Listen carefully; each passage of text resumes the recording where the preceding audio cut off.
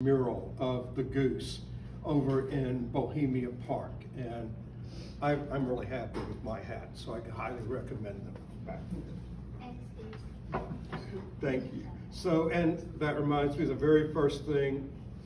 This talk wouldn't exist in this form without the help of a number of people, but especially Joanne Skelton and Debbie Monsif.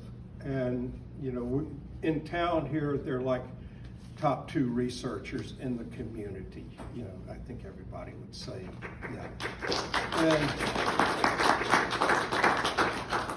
they dug up some great new research on Oily Olson that I hope I can do justice to. Now, can all of y'all hear me well enough? Okay. I don't know what the title of I haven't come up with a good title of the talk, but so far it's a gusher of lies, but with good intentions. Now that is different from the way we see Oily Olson in our histories. And I have, helping me with this were, got photos and articles from our museum there at Birch and H, over in the Mount David neighborhood near where the well was. From the Cottage Genealogical Society, the Historical Society, and I'm especially indebted to Kurt Detheridge, and who a lot of people here in the room knew, who wrote a number of blogs and articles, and he wrote a really good one on Reverend Olson.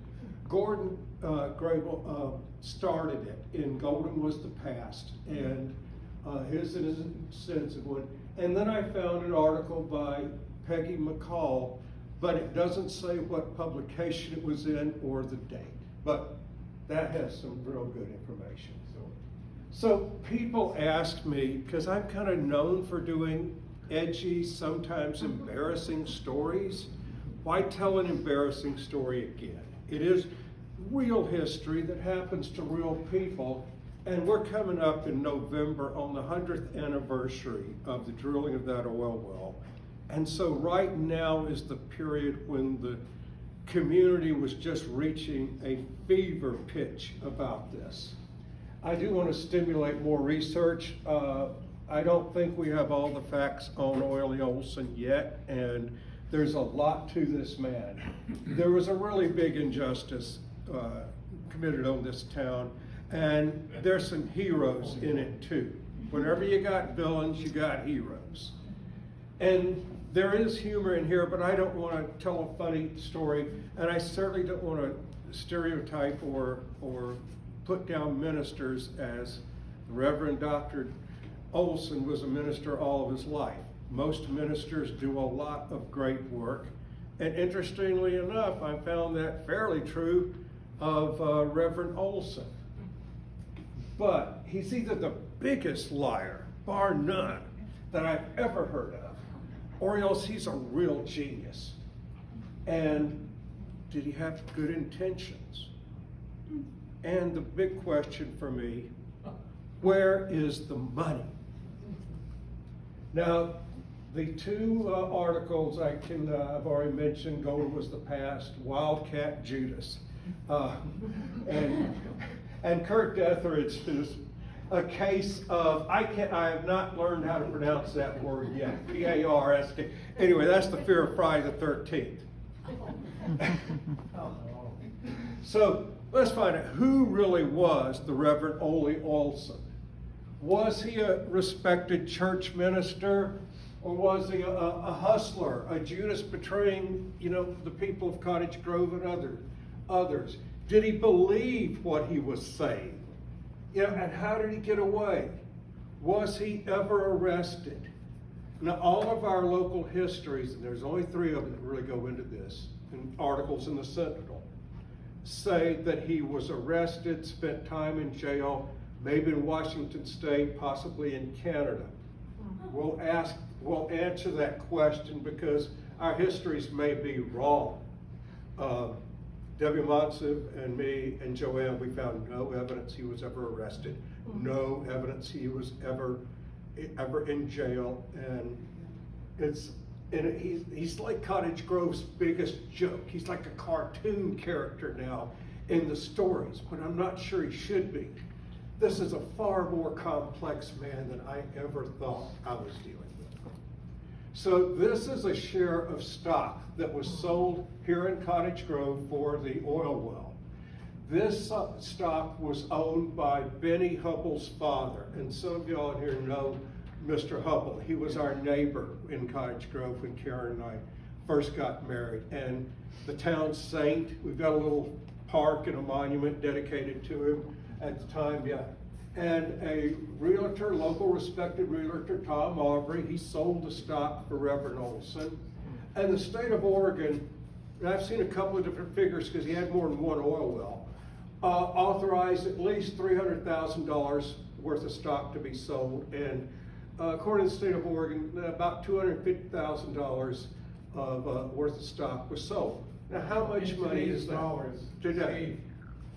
That's what I wanted to ask, yeah. Go ahead. Yes. No, I just wanted, I didn't know you were. Wow. Okay, Mayor. That's what I was thinking, yeah. Yes. 5 million, yeah. Yes. Yeah. So today, that'd be nearly $4.5 million out of a town of just about 2,000 people. Wow. And Eugene only had 10,000. That's a giant ton of money that he pulled out. And why? And what did he do with it? What was his motive? This I wrestled with over and over and over. Why do it? He's a respected minister. Is he just out for the money? He said all profits were going to go to, quote, Christian activities. That's a pretty broad term. But he promised he wasn't going to take any money himself. Now, this is a picture of him. Thank you, Joanne Skelton, down there for the research on this. This is a picture of him this is a 1914 booklet, because he was the minister over at the Christian church right over here at 6th and Gibbs.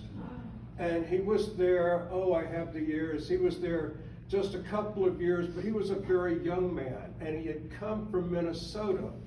When we went back to Minnesota, he had built this missionary Bible college in Minnesota that, believe it or not, is still operating under another name. And he built like that campus with pledges and annuities. This man knew how to sell an idea. Oh yeah, he was great.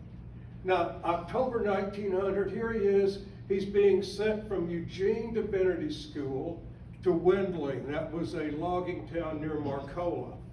Now, Eugene Divinity School becomes Eugene Bible University, and that's the institution that's in the top, which then becomes today's Bushnell University. Bushnell being one of the early founders of it and a businessman who helped finance it. Now, this is where he meets Dr. Eugene Sanderson. Now, Dr. Sanderson is a very important person in Eugene's history, and most of us have benefited from his work. Now, which I'll get back to. Now, here is a neat article in 1906. He comes down to the Cottage Grove Christian Church, and he speaks to a convention of women suffragists, women seeking the vote. And not only does he support that, but he gives a collection plate to the suffragist cause, which, I just thought in the midst, you start looking at this guy like, okay, this guy's a crook. He's a bad guy. He's a man using God for his own purposes. And then you start running, well, who really was he? And run into things like this, and here's a picture of the church that looks. Joanne, is that before Olson changed the steeple, or is that after? After. Okay. Reverend Olson helped refurbish the church. He put that steeple up there with the church bell. That looks like it could be heard from all around. The church is still operating 6th and Gibbs. It's a brick structure. That one burned, unfortunately. And here's the church today. I left links in there because I'm gonna put this, I don't know how much I'm gonna ever do on this story again. I've done a lot of research, so I put the links to all these stories. If someone wants to, I'll have the PowerPoint up and out and available to people. If somebody really wants to delve into it, they can go into the background of things. But that's the church today, very good church. And here he is in 1906 in the Bohemian Nugget, and he is a very young man, and the newspaper says he's enthusiastic, he's willing to tackle all kinds of jobs, and he raises money to build a gym for the church, and supplying it with apparatus to teach the young folks how to properly handle themselves.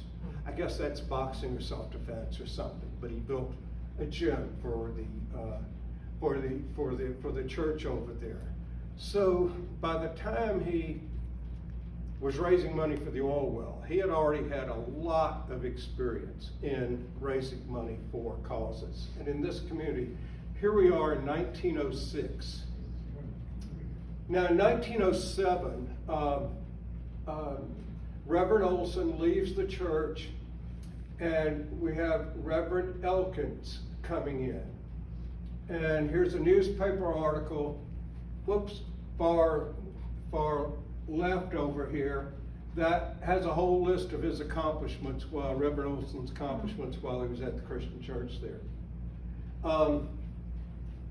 Elkins is noted for later baptizing Opal Whiteley, and that church becomes one of the headquarters of Christian Endeavor.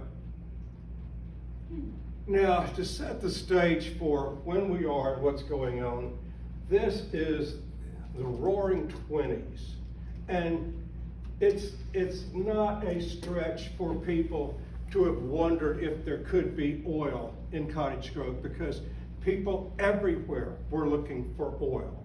The science of finding oil wasn't that well. I mean, geologists all said there was no oil around Cottage Grove, but I've been in towns in Louisiana that had geologists say the same thing. And that was another reason why I was kind of interested in doing this when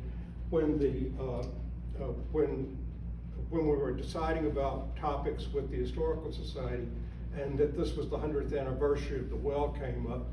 And I grew up in an oil and gas state, Louisiana and Texas, so just a little familiar with the oil wells and the whole culture back there. So it was kind of interesting to me to see it play out here. And Olson's first well, he drilled 2 wells in Lane County. One was up for Eugene Bible College, Bible University at the time, and the other here on Mount David. He started the one for the college first. Now, this man is very important in the story. He is Dr. Eugene Sanderson, and a top-class educator. This man founded and built what we know of as Bushnell University today. I think he was president for over 30 years. And not only that, he founded the Pacific Christian Hospital, which most of us know of as Peace Health Sacred Heart Medical Center. The one that's closing, he built the hospital on that spot. Don't forget that fact, because I think it figures in later. They started building in February 1923. Now, incidentally, they started building the hospital February 1923. Incidentally, they started drilling the oil well on Mount David March 1923. This building cost about $225,000. He also had a school for nurses, and you can still get nursing degrees at Bushnell. And then later in the 30s, it was sold to the Sisters of St. Joseph that renamed it the Sacred Heart that we're familiar with. Now, interestingly enough, this is from his Wikipedia page. He served as the 2nd president after our Reverend David Olson of the Minneapolis Bible College, now called Crossroads College, in Minnesota, and that was founded by David Olson. This says he was a 1908 graduate of Eugene Bible University, but he might have graduated a little earlier. But yes, Sanderson and Olson are connected for a good while. And Sanderson's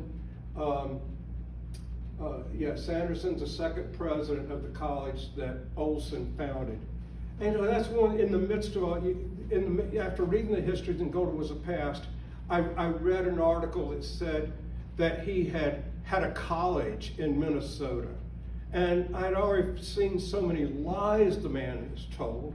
I didn't think this could possibly be true. And one of us turned up this. Yeah, there is a college back there. So we come now to the first public meeting held Friday the 13th. And I would not have caught, but I'm indebted to Kurt Detheridge for catching that Friday the 13th factoid. And I looked up why is it infamous, and it actually does have something to do with the Knights Templar, but it really goes back to Judas being the 13th person at the Last Supper. That's why the date was picked to go after the Knights Templar. So, hey, you learned something really important here today. And Judas is like this is perfect, so it's Friday the 13th. Now, what's curious is when you blow this up, you see at the bottom, and see this says big mass meeting tonight at the Armory, and 8 o'clock. Down here in fine print, it says Eugene Bible University, Avalon Male Quartet will do a 20-minute musical program. Dr. Eugene Sanderson, president of the Bible University, will preside at the meeting. So, Eugene Sanderson, yes, sir. Is this Armory in Eugene or Cottage Grove? Oh, I wish you had asked me that. I'm trying to figure that out. Okay, Mayor Jim Gilroy back there for folks who are former mayor, but he did such a good job, I still call him mayor. So, I'm not exactly sure, because they both had armories, and this could have been at either one, but I think Sanderson was in, and it's in two different things, but I haven't found the original source. Now, this is April 20th, 1923, the report in the Sentinel, and what this says, gushers for Cottage Grove picture. Lane County has big oil. And see, this is a 3-column article all the way down the front page of the Sentinel. This starts a stir. Oh, I left out, I forgot to mention, 1923, Reverend Olson left Cottage Grove for a number of years, but then he came back. And when he came back, of course, he had a good reputation. People knew him, and so it was easy for him to come back and slip into this role of selling the oil stock, because he knew lots of people here, and he was a friend of Sanderson's, and he was a friend of the current minister then, Reverend Elkins.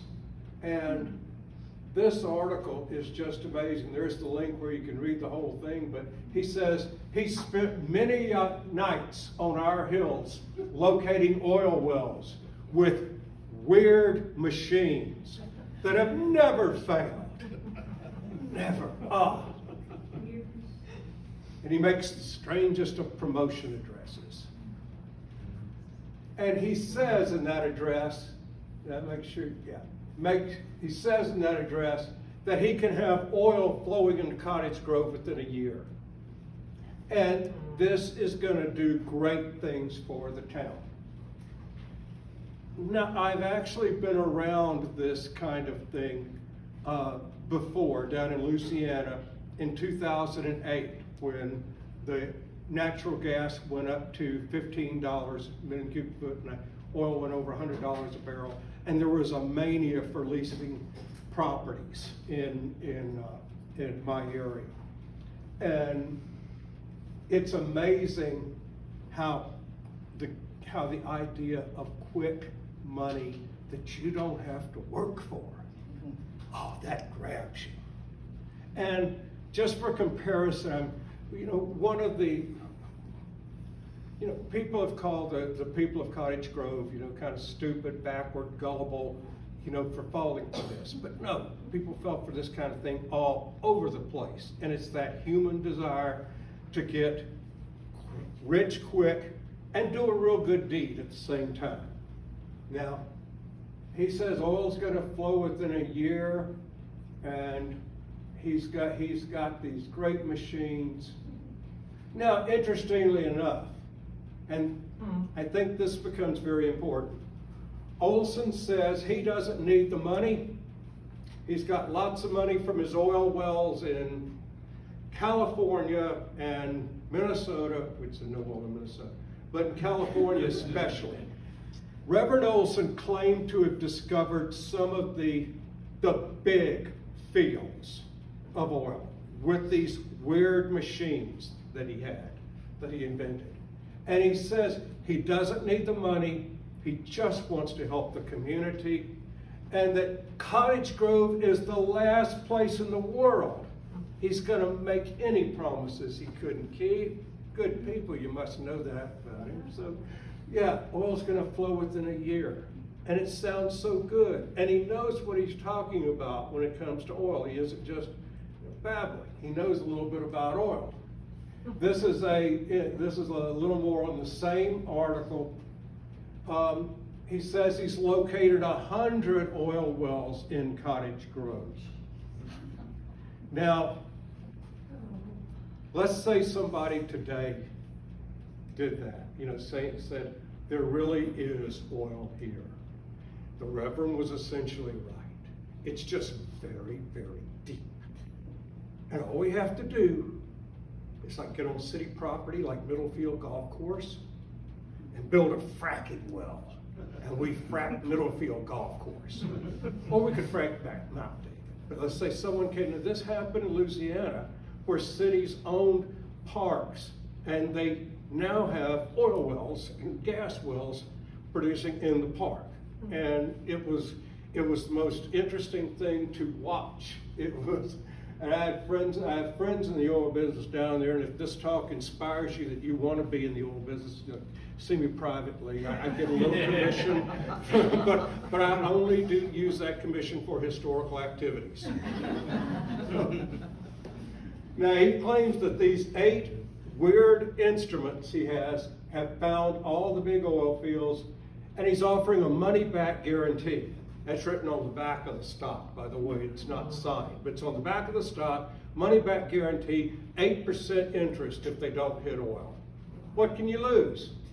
All profits are going to fund Christian activities and the Americanization movement.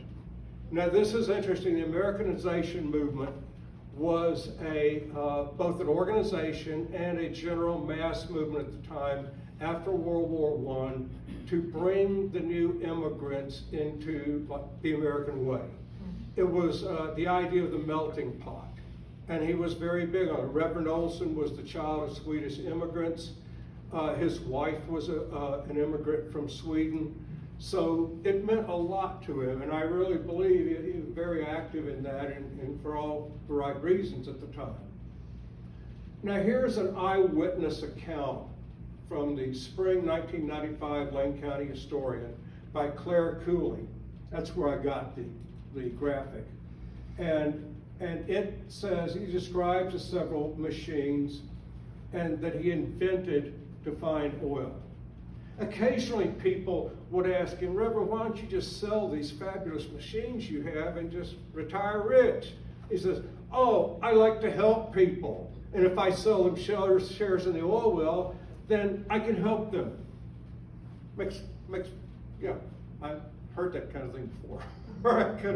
And one of the gizmos was not a machine, but it looked like one of those divining rods with forks, that they do for finding water.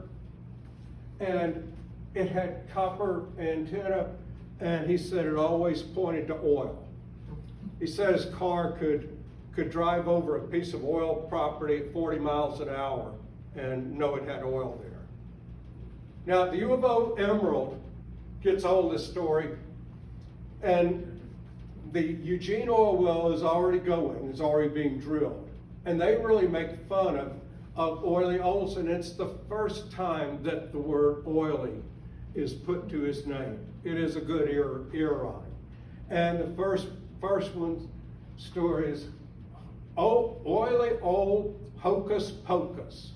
And this one, Olson versus olology. And they really go after him, as did all of the geologists in Oregon, including Warren Smith, Dr. Warren Smith, whose name might be familiar to Opal Whiteley fans. He is the geologist professor at the University of Oregon who got Opal into the U of O without having the high school diploma. Here we are, June 15th, 1923. Wait a minute, something's out of place here. Okay, well, let's go ahead with this. June 15th, 1923, the oil derrick is underway, and interestingly enough, the Woodard and Chamber mills provide the lumber for this 100-foot tall oil derrick. Just imagine having a 100-foot tall oil derrick on top of Mount David. Now, is that the best place if you were looking for oil? Yeah, probably not. It's right down Middlefield Golf Course. But no, actually he thought all the oil went over from Mount David to the graveyard, to Fir Grove Cemetery. That was his hot spot for it. But that 100-foot tall derrick was really something. It got blown down in a windstorm. And wherever there are villains, you find heroes. And in our story, the heroes are the Woodard family, in particular John F. Woodard, and this is him on the left here. His father and his brother asked him to go down to California, to where Reverend Olson claimed he had really big producing oil wells. And they went down there, they were respected business people, find out the truth of what's going on, put a stop to this scam. Okay, so our hero goes down there. Meanwhile, in August, the Reverend's still pursuing and drilling. He says it's going to start within 30 days, and he says he has traveled 10,000 miles to find the very best equipment for the town he loves, Cottage Grove. So, very good salesman. He promises that our population is going to double overnight. Back in 1923, that was appealing to people. And we wouldn't find it so appealing today if we sold Cottage Grove was going to double overnight. And a lot of pieces of property were pulled off the market. And he was guaranteeing that this oil field is going to be one of the best in the world. Not just on the West Coast or the West, but in the whole world. And then John Woodard and David Olson, they start a battle. This is like a battle for the soul of Cottage Grove, because each is calling the other one a liar. And Woodard was a respected businessman who went down to Half Moon Bay in California. He said, hey, there's nothing there, folks. This is a scam. Or the well's producing like 1 to 5 barrels a day instead of the hundreds or thousands that Reverend Olson claimed. So he sends down there these respected men. Reverend Elkins, who was then in Eugene. But Reverend Elkins, he sends down, because he knows the community of Cottage Grove is going to listen to Elkins because he was the pastor at the church. And he also sends Tom Aubrey, who was a respected real estate agent and insurance salesman. They go down there and come back and say that, hey, they're pleased with what's going on in Half Moon Bay. They really don't describe a lot of the well, but they just say they're pleased with it. And so Oily's scheme goes forward, and people don't listen to the Woodards the way they should have. Or maybe not. We haven't gotten to the real interesting part of this talk. Remember, it was a gusher of lies with good intentions. What was he doing with those intentions? Here's a great picture from Joanne Skelton sent me of Reverend Elkins, a young man. I think this is around 1914 or something. And he later is involved with selling stock, not exactly transacting it, but he is constantly promoting the Reverend, constantly supporting him, going down to California. I found that he was real good art. He was good with the youth, probably because he was a good artist drawing cartoons and very good with storytelling. And so maybe those are part of the reasons why Christian Endeavor becomes started up here, and this becomes Opal Whiteley's church. But as you'll see, Reverend Olson far eclipses Opal Whiteley in fraud. Far. This is part of the dedication ceremony on the Mount David, November 9th, 1923. There's the oil well on the right, and probably is Olson speaking there, most likely, but it's hard to say. And this is another view of the crowd. It got people's attention. You know, in the building of that oil derrick up there, can you imagine oil derrick or anything 100 feet tall on top of Mount David? Yes. Now then, December 20th, 1923, the Reverend gets a Christmas present. Half Moon Bay has oil like he said it did. Hallelujah. The Reverend's right. His machines worked. That's what he told everybody here. Shell Oil Company, however, said that their geologist found it when they were making an exploration. So you can believe the Reverend or Shell Oil Company, whomever you want. But the funny thing was, unfortunately, the big gusher was not on his land. But he probably could have sold the lease and made money off of it. I don't know. But yeah, he gets this. This comes in right before Christmas. It's got a lot of oil. So he is just dancing in the streets practically, saying, see, I told you so, I told you so. This is part of the dedication again, probably earlier in the day. Now, we get back to Dr. Sanderson, 1924. Remember I said that Olson claimed that he wasn't going to take any profits from this oil well for himself. They were going to go into Christian activities. Maybe they did. Maybe they did. Because, see, the Reverend is selling oil as months before this, almost a year before this. In 1924, Eugene Bible University bails out the insolvent Christian missionary and Christian Americanization movement, Ole Olson's college and organization that he founded in Minnesota. And the work continued there, and it continues to this day. So why didn't Olson have this money? So we've seen, and we'll document later by the Corporation Commissioner, Olson pulled out $250,000 cash out of this community. People mortgaging their houses, going in debts, borrowing from relatives. So why didn't Olson have that money so he could pay it off? Why does Sanderson have to do it? Now, April 3rd, 1924, there is a small tremor that's felt locally. And Olson just practically does a backflip. He says, obviously, that is oil trying to get out. Now, the driller himself said it may be oil.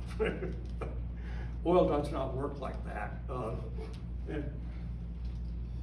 But at the time, not many people around here knew that, knew the way oil operated. So to most people, it looked pretty good. But Mr. Woodruff, the driller there, says he's not certain if it comes from that.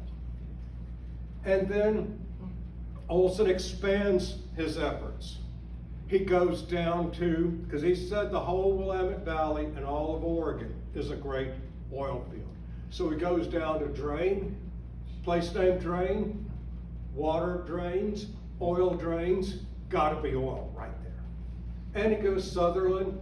This newspaper here has the exact location, the person's house and farm that the well in Sutherland was at.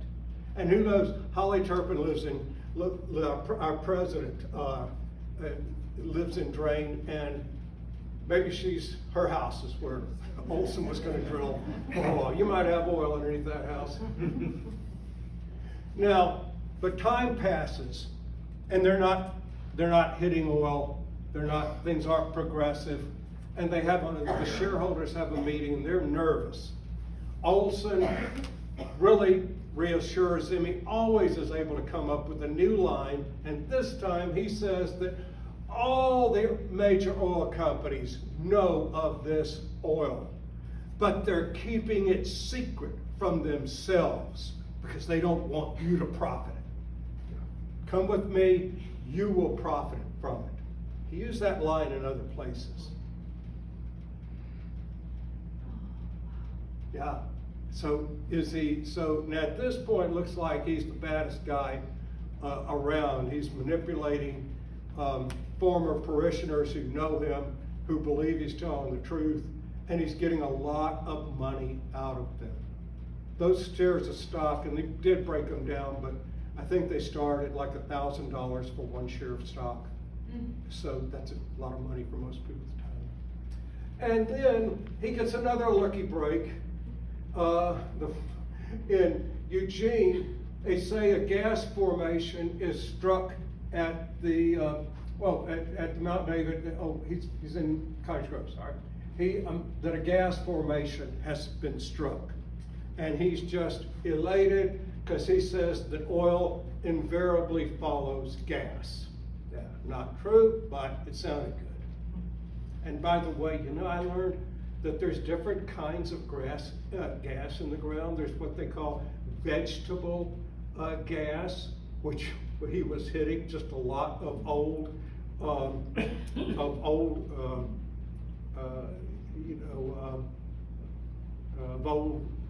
vegetable matter stuff in there.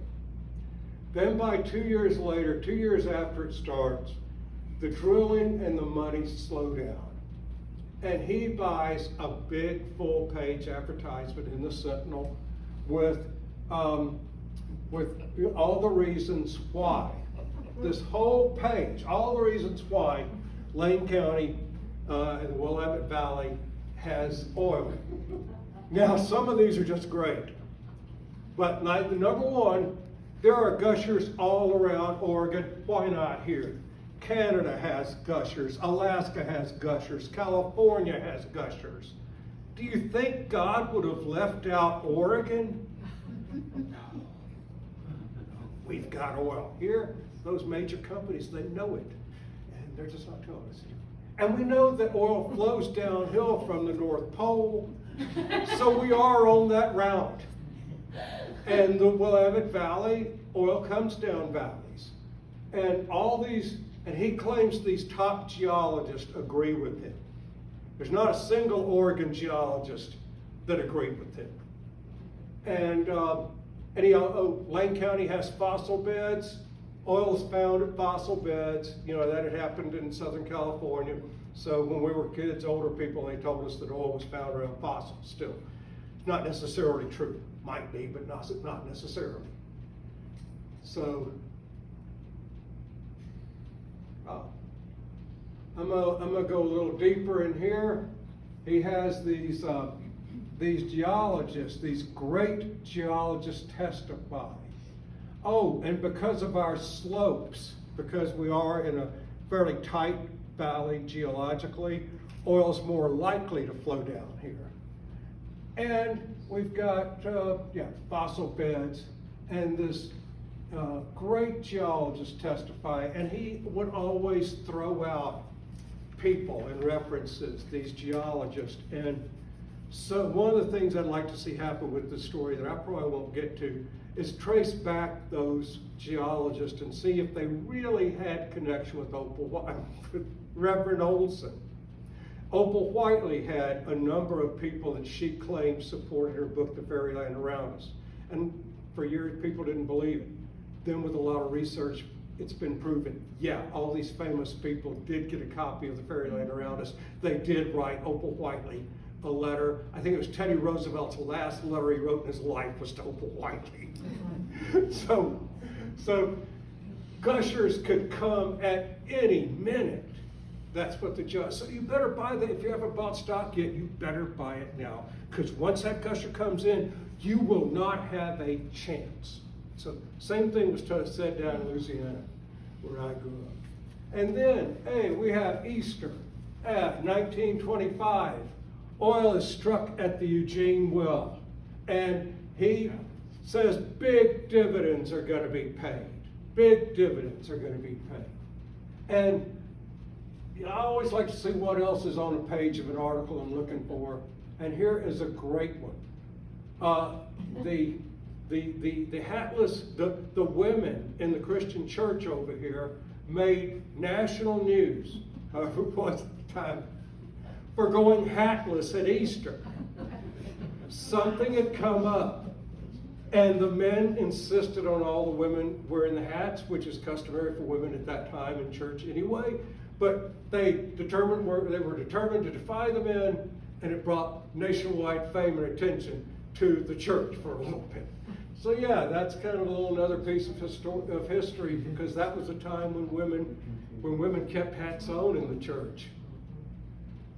And here our oil derrick is famous. In 1926, it goes to Hollywood with the Buster Keaton movie. In several scenes, I'm indebted to Becky Venice for this photograph and slide. Shows the oil well. You can barely see it there, but it's right next to these trees on Mount David. And it's funny, the oil well is in a bunch of the scenes that the general is in, because the general was filmed, much of it was filmed over around Safeway, and so it's looking back this way. So, that's just great. And I looked up, when could this have happened? Was it a blooper in Keaton's movie? It wasn't, because 1859 is when oil was discovered in commercial quantities in Pennsylvania, and everybody started drilling. So, and there were oil derricks around in the Civil War. So that's it. Then, now this is where it gets really curious. Because remember, the Reverend said that he wasn't going to take any profits for himself. So is that true? Now here's an article, 1926, just before Christmas, his home in Eugene is foreclosed on. He owes $4,000 on it. By this time, he might have sold, I don't know how much, but the grand total was $250,000 worth of stock. And he didn't have $4,000. You know, there's no story of him spending a lot of money on something, or having some really bad habit. But anyway, there's just no bad stories really about it, except for this story.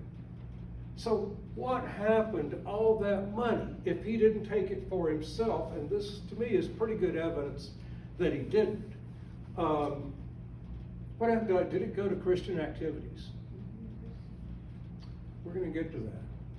Now then, December 1926, the Eugene oil well is in financial trouble.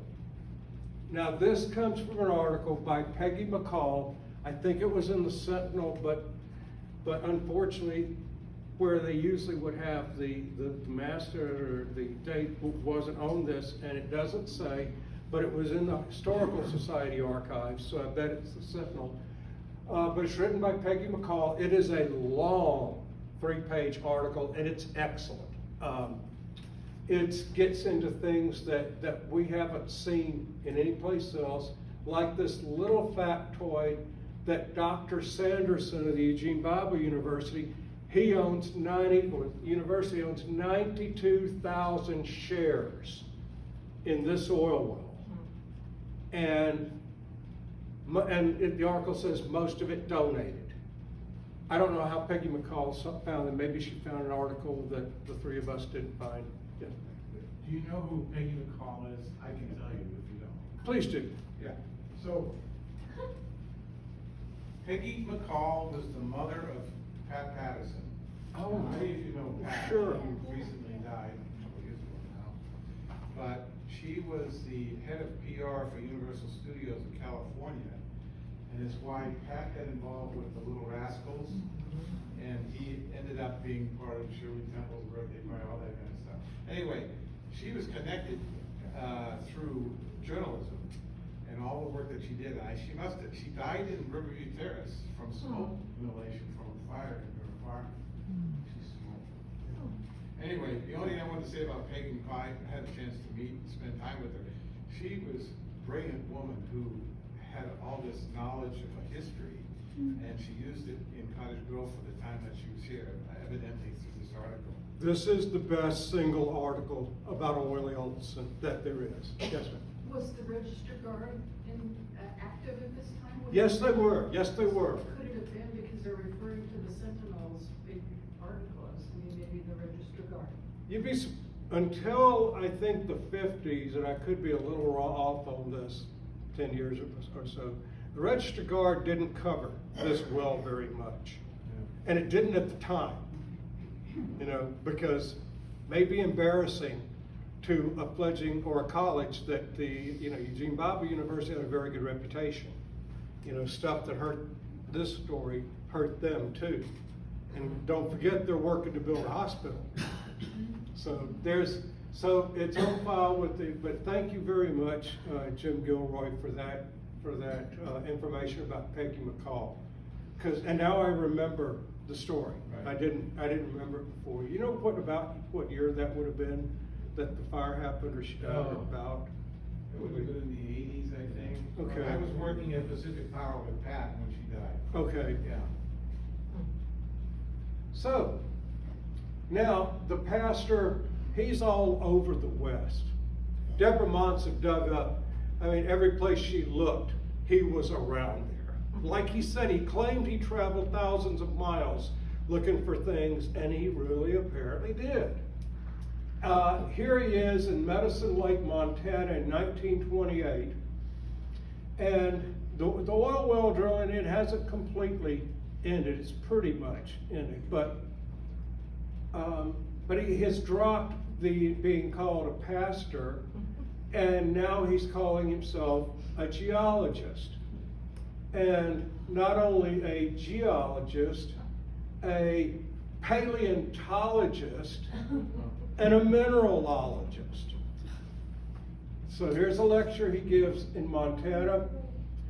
Now then, 1928, the Oregon Corporation Commission issues a report on this well, and they say, first off, investors have no hope of getting money back.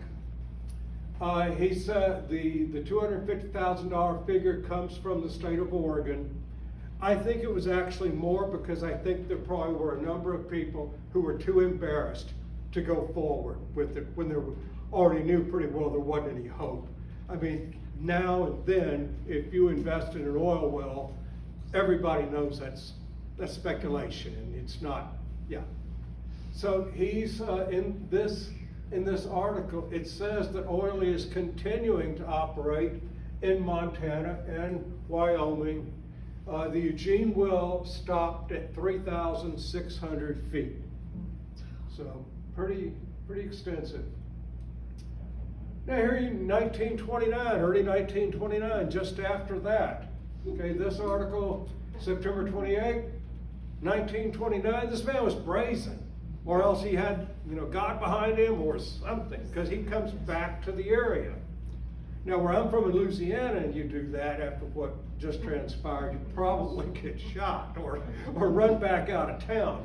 He comes back to the area, and he claims that he has $150,000 of oil property in Montana under lease, and 10 companies operating oil. They're looking for oil in Montana. But hey, folks, he might finish the Eugene well.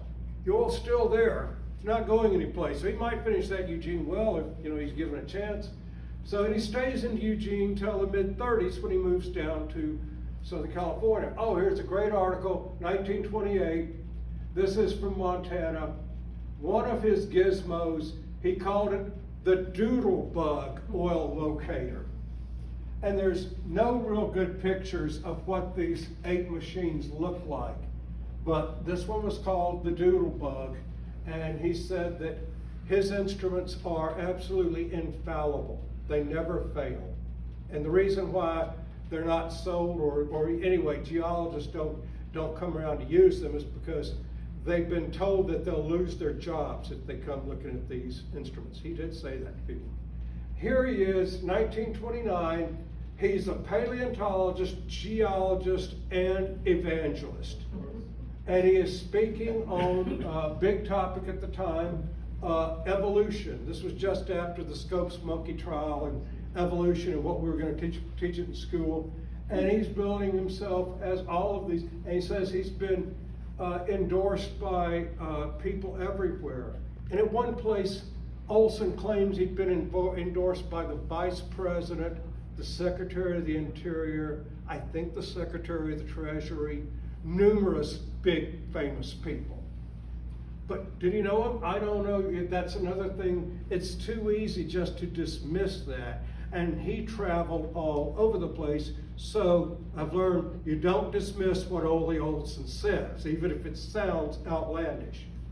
1929, I love this. He is coming. This is in Winnipeg, Canada.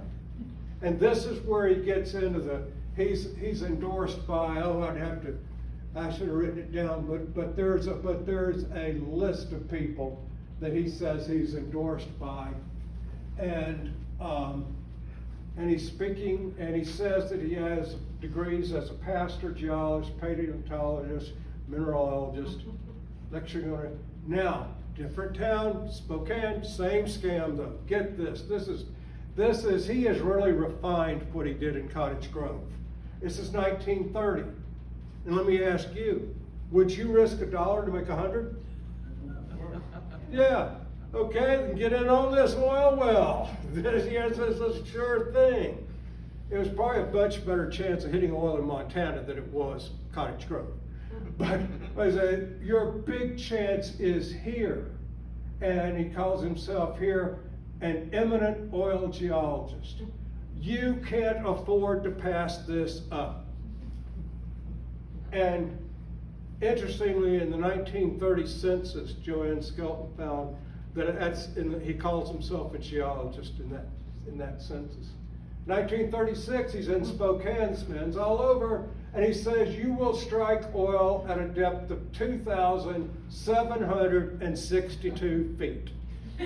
He's real. He knows just where that oil is because he's got these machines. And here is some of, I wish I could get to the original newspaper archives and try to find the original photo that might give us an idea of what those machines actually look like. I don't think they were real working machines. And frankly, I think that's what tipped the Woodards off, that this was a fake. They did bring they did already know Olson and know something about it because they sold him wood for the derrick. But also, the Woodards made machines. So certainly those three men, when they were looking at those fabulous machines that the Reverend had, must have questioned it. But, does that tell us, maybe it tells us they're unbelievers. No, they weren't. That's what he would manipulate people with. You can't believe what this person says, they believe in evolution. So if they're going to believe in that, what else are they going to believe? Nothing. That's what the Reverend said. He's a pastor again, 1934, and here he is promoting a Bible game or a family game based on the Bible. And he's at a church in Los Angeles. Here's a copy of his grave. Born 1878, died 1943. Buried in a nice cemetery in Glendale, California. Nice area. Now, curiously, he returns in 1940, just 13 years after this. He returns and he comes back to Cottage Grove to the 50th anniversary of the Christian church here, and he seems to be welcomed back. So, again, if we get back in Louisiana, he wouldn't come back to that church. Now, this is scans of the article. I wanted to put several in because there was like when people asked him why geologists don't think your machines work, he would respond with something like, They're afraid of losing their jobs. They've been told to say that. Okay, these fabulous instruments, they're so accurate that they can be used in an automobile going 40 miles an hour. Man, what a genius. Genius, and that really was.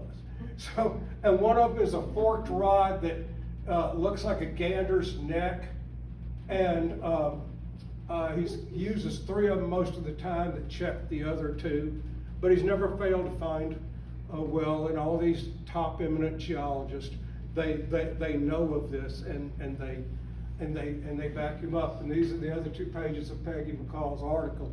She did research. Whoa. Now, here's where we get to a really fascinating, kind of mind-blowing, and we looked pretty good, me and Debbie Monsev and Joanne Skelton, because our local history books all say, or Golden Was the Past, Volume 1, Kurt Deathridge's article, this article, and any of the articles that the Sentinel had over the years, all say that eventually, like in Washington State or Canada, he gets busted and spends time in jail. Okay, that, I thought, okay, sure. It kind of ends a story on a good note, okay? But is that what happened? It is not. Here's another, this says he was in jail for 3 years. Kurt Deathridge did point out that he couldn't find any documentation for that story that the Reverend had been arrested. And we couldn't either. And did he fade into obscurity? No, he moved down to Southern California and did another church. Successful. This man never was obscure. This is a timeline. I'm so grateful to have this. This is a timeline of the Reverend Olson's life, put together by Joanne Skelton. It's 2 pages long, and it is just great with the details. There's a slight controversy. Was his middle name Eugene or was it Ebenezer? And this is our little well today, our beloved little well. And still up there, still up there. In 2005, a woman got trapped down in there and had to get rescued out. She was in there for a few days. But, we really ought to put a fence around this and, make it a tourist attraction or fill it in or something. But I'm always for making a tourist attraction. You guys know me. And this would make a great one. And that's another, it has been plugged. No oil is going to flow out of there. So, get back to who was Reverend Oily Olson? Was he a Judas betraying his church members, a con man believing his myths, a genius in his own way? And what happened to the money? I'm going to throw out I hope nobody in here has epilepsy, because I'm going to flip back here and find this here. Now, what happened to the money? Curiously, at the same time that the Reverend pulls all this money in, and I repeat, there's no evidence that he spent it on himself that I've seen. His house is foreclosed on, but 1924, I'm sorry, folks. Dr. Samuelson bails his enterprises out. I don't know how much this cost, but it brings up, why didn't Olsen have the money? Why did they have the money? And of course, we've already seen what he was doing at the same time that this oil well was happening, is 1, building the future Sacred Heart Hospital, and 2, adding on to the Bible College. Expensive projects. So he's got money to build a hospital and a building here in Eugene, and he's got money to bail out Olson's college and organization in Minnesota. So that's a lot of money. He's building and he's bailing out here. So where does Olson's money going? I want to raise the question, because I don't know for sure, but it'd be really interesting to find out if the money from our Cottage Grove oil well actually went to Eugene and helped finance Sacred Heart and the Eugene Bible University. And maybe bailed out his things in Minnesota too. That's just, I don't know, that's a speculation. I've been taught by my mentor at the University of Oregon, Lynn Anderson, who hired me to do Opal Wiley research, to keep my speculations and my facts very separate, because I have a tendency to pull them together, So, but that's what happened to the money. We're still left with the question, where is the money? And so, who knows? I very much appreciate all y'all for coming out here on a Saturday morning. Does anybody have any questions that you want to ask right now? Probably sick and tired of hearing about Orly Olson.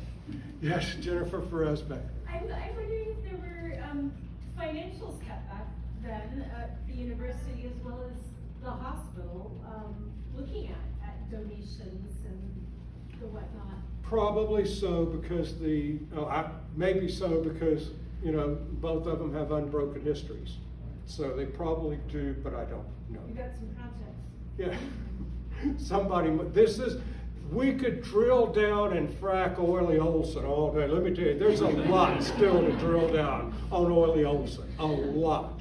And that's why I left all the links into the PowerPoint where somebody could follow up, and because it's a fascinating story. So Jennifer, I want to say something about that. I'm sure financials were kept, but were taken, but whether they were kept.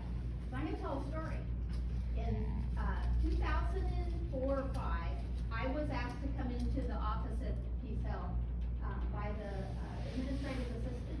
And she had some things that she dumpster dived for when they moved the hospital from the old Cottage Grove Hospital to the new hospital. She saved a box of the actual incorporation of the old hospital out of the dumpster. Oh my gosh. All the donors, all the stuff listed, and hospital registers and some pieces of history. And she knew that I knew HIPAA because I worked as a document management analyst for Peace Health. And so I still have that stuff, except for I took the box of the incorporation things because the Woodards are the ones that made that happen. And they did, partner with people, but I gave that box to the Woodards, and I told them when they no longer wanted it, it should go to the Historical Society. But, so whether or not we could actually find documents these days, I doubt it. Because stuff like that happens all the time. Yeah. I'd like to ask you to talk about the newspaper, the digital newspaper sources of all of this, and share it with everybody here.